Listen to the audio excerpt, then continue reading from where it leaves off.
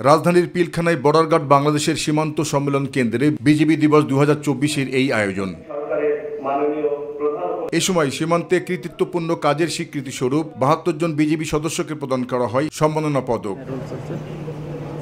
অনুষ্ঠানের প্রধান অতিথি স্বরাষ্ট্র উপদেষ্টা জাহাঙ্গীর আলম চৌধুরী বিজিবিকে সীমান্তের অত্যন্ত প্রহরী হিসাবে দায়িত্ব পালনের আহ্বান জানান।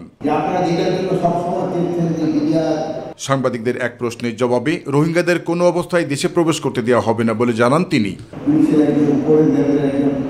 যারা মুক্তিযোদ্ধাদের হেনস্থ করবে তাদের আইনের আওতায় আনা হবে বলেও জানান লেফটেন্যান্ট জেনারেল জাহাঙ্গীর আলম চৌধুরী। কিছু সংখ্যক তো দুষ্কৃতিকারী সব জায়গায় রয়ে গেছে, এবং যেই দুষ্কৃতিকারী তাকে হেনস্থা করছে তাদের আমরা আইনের আওতায় অবশ্যই নিয়ে আসবো। পরে খেতাবপ্রাপ্ত বীর মুক্তিযোদ্ধা পরিবারকে শুভেচ্ছা উপহার তুলে দেন অন্তর্বর্তীকালীন সরকারের স্বরাষ্ট্র উপদেষ্টা। জাহিদ আহমেদ, পাবু, মাই টিভি, ঢাকা।